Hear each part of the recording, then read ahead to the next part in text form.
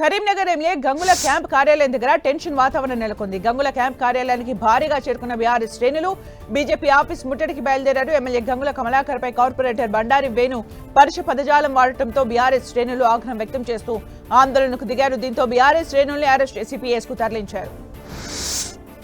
Telangana cement మార్కెట్లో తనకంటూ ప్రత్యేక స్థానాన్ని సంపాదించుకున్న మహా సిమెంట్ డీలర్స్ తో కలిసి మరోసారి తన బలాన్ని చాటుకుంది. హైదరాబాద్ ఫైనాన్షియల్ డిస్ట్రిక్ట్ లో మహా సిమెంట్ ఆధ్వర్యంలో మహా కుటుంబం రైజ్ టుగెదర్ పేరుతో తెలంగాణ వార్షిక డీలర్స్ సమావేశం జరిగింది. రాష్ట్ర వ్యాప్తంగా ఉన్న డీలర్లు, సంస్థ ప్రతినిధులు పాల్గొన్నారు. సంస్థ వృద్ధి, మార్కెట్ పరిస్థితులపై చర్చించారు. హైదరాబాద్ హెచ్ఎండిఏ గ్రౌండ్స్ నుంచి నెక్లెస్ రోడ్ రైల్వే స్టేషన్ వరకు 1500 మందితో ఎయిడ్స్ నియంత్రణ అవగాహన ర్యాలీని మంత్రి పొన్నం ప్రభాకర్ ప్రారంభించారు. హెచ్ఐవి వ్యాప్తి నివారణకు ప్రతి ఒక్కరూ సామాజిక బాధ్యతతో వ్యవహరించాలన్నారు మంత్రి పొన్నం. ఈ కార్యక్రమం వచ్చే 2 నెలల పాటు నిరంతరాయంగా కొనసాగుతుందని మంత్రి వివరించారు.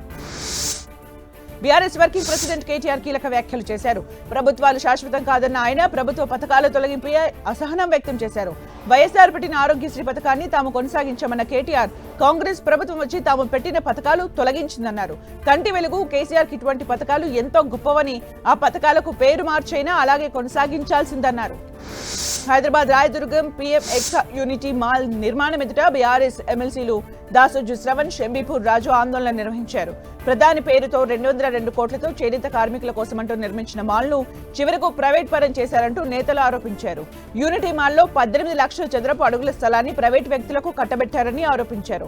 వెంటనే టెండర్ను రద్దు చేయాలన్నారు. మంత్రి తుమ్మలతో బీహార్ వ్యవసాయ శాఖ మంత్రి విజయ్ కుమార్ సిన్హా భేటీ అయ్యారు. తెలంగాణ ప్రభుత్వం వ్యవసాయ రంగంలో అమలు చేస్తున్న సాంకేతిక ఆధారిత కార్యక్రమాలు, ఉత్తమ విధానాల అధ్యయనానికి రాష్ట్రంలో పర్యటిస్తున్నారు బీహార్ వ్యవసాయ శాఖ మంత్రి. వ్యవసాయ ఉత్పాదకత పెంపు, పంటల వైవిధ్యకరణపై తెలంగాణ విధానాలను బీహార్ మంత్రికి వివరించారు మంత్రి తుమ్మల.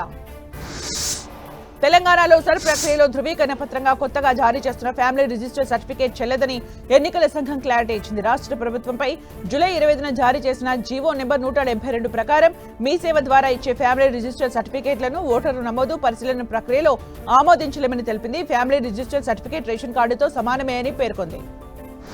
మాజీ మంత్రి కేటీఆర్ చొరవతో హైదరాబాద్ కు గల్ఫ్ బాధితురాలు తిరిగి వచ్చారు. గల్ఫ్ లో ఉద్యోగం పేరుతో తెలంగాణ మహిళకు ఏజెంట్ మోసం చేశాడు.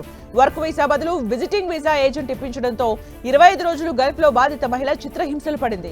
వరంగల్ కు చెందిన బాధితురాలి నుంచి పెద్ద మొత్తంలో డబ్బులు తీసుకుని లీగల్ వర్క్ వీసా ఇప్పిస్తానని చెప్పి మోసం చేశాడు.